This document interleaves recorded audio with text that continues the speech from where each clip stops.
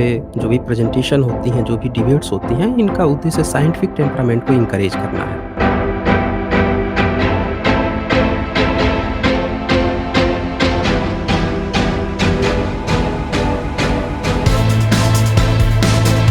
हाँ जी, हेलो जय जय भीम। भीम। जय भीम, जय भीम। जी, आवाज जय आ रही भीम। है? आ रही मैं है। आ दो रही है, पॉइंट बताएँ। रखना 2 पॉइंट रखना चाहता हूँ। सांसद में भाजपा के मंत्री ने कहा कि राम सेतु का कोई सबूत नहीं मिलता है। और दूसरा, गालिब भाई से एक बात सवाल पूछना चाहता हूँ कि हुँ, जैसे हुँ। कि इमेजिन कीजिए कि बाबा साहब का नवयान जो रेशनल बुद्धिज्म फैला भारत बौद्ध में हो गया, तो पाकिस्तान में क्या असर गिरेगा? गालिब भाई से सवाल।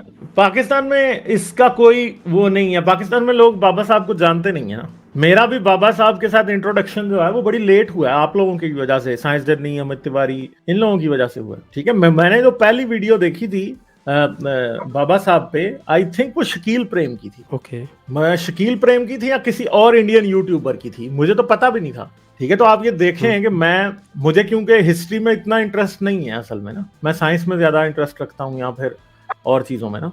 तो मैंने कभी पाकिस्तानी इंडियन हिस्ट्री इस तरह से ज्यादा पढ़ी नहीं है, तो इसलिए मुझे नहीं पता। बल्कि अब मेरा इंटरेस्ट बन रहा है, अभी आजकल मैंने एक किताब शुरू भी की हुई है पढ़ने के लिए। ठीक है, तो ये चीज है, मुझे तो पता ही नहीं था। हालांकि एक मैं आपको बात बता सकता हूँ कि मैं उसी वर्ग से आता हूँ, मैं जिसको आप बहुजन समाज कहते हैं, जिसे बाबा आप साहब का कास्टलेस समाज। लोग कहते हैं। ठीक है, हुँ, मैं हुँ। उसी से हूँ। तो मेरे लोग, मेरा खानदान, मेरी फैमिली, मेरे लोग वही हैं पाकिस्तान में जिनको लोग चूड़ा कहते हैं या जिनको लोग कास्टलेस समझते हैं, जिनकी कोई कास्ट नहीं है हिंदू कास्ट सिस्टम के फोल्ड। ठीक है, मगर मुझे बाबा साहब का पता ही नहीं था कोई भी। अब बताएं। ठीक है, तो पाकिस्तान में किसी को नहीं पता है, और मैं चाहता हूं कि वैसे लोगों को सर, पता चले पाकिस्तान में। बाबा साहब को भी और ज्योतिराव फूले को भी वही बहुजन मुस्लिम ने साथ दिया है। जैसे फतेह खान जो बाबा साहब को महाड़ चौधर तक के पानी का जगह दी, ज्योतिराव फूले हम्म, का उस्मान खान और उनकी बहन फातिमा शेख, इनको भी जो पढ़ेंगे तो ये मुसलमान के आइडियल समझ सकते हैं आप। शिवाजी महाराज को भी शिवाजी महाराज के सैनिक में भी मुसलमान बहुजन थे। तो और एक मैं साइंस जर्नी से पूछना चाहता हूँ सर, आप हुँ, भीमा कोरेगांव लड़ाई बड़ी महत्वपूर्ण है क्या?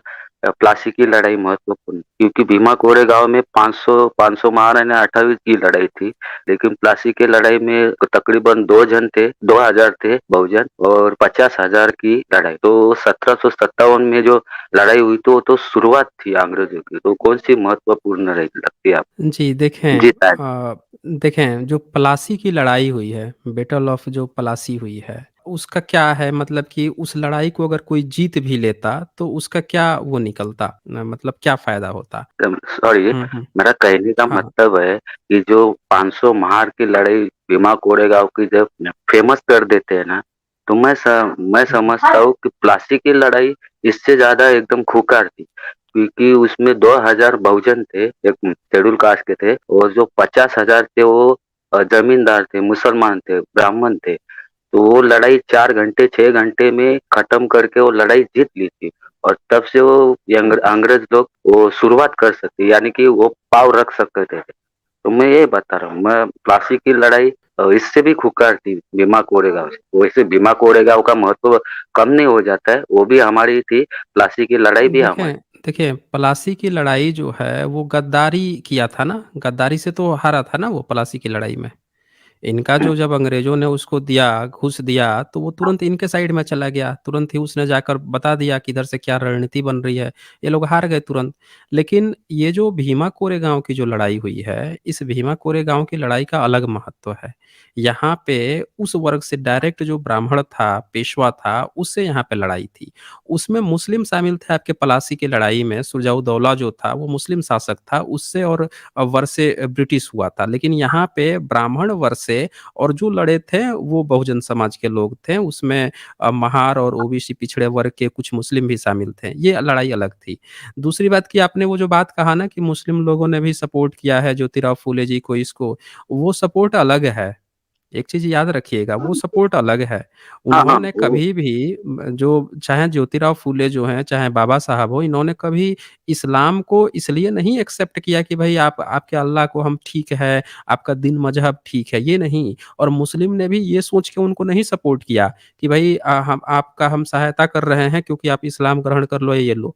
वहाँ पे एक दूसरी चीज़ थी, ये समाज के सताए हुए लोग थे और मुस्लिम का भी कहीं न कहीं पंगा चल रहा था उनसे, तो 2 लोगों की लड़ाई के बीच में किसी को सहायता देने की बात चल रही थी। जैसे गालिब भाई ने अभी बताया कि श्रीलंका को पाकिस्तान जो है बौद्ध की जितनी भी बुद्ध की मूर्तियाँ मिलती हैं, तो वो दे देता है। इंडिया को देने की बजाय वो श्रीलंका को दे देता है, क्योंकि वो श्रीलंका को थोड़ा-सा अपने रिलेशन बनाए हाँ रखना चाहता है। तो वहाँ पे मुस्लिम्स या ईसाई भी जो सपोर्ट कर रहे थे बहुजन वर्ग को, तो वो चाहते थे कि ब्राह्मणिकल से अगर हमारा पंगा है, तो बहुजन को अपने सपोर्ट में रखे, इस कारण से था। तो ये दूसरी चीज़ है मिस्टर यस जी। ठीक है मिस्टर यस, ओके।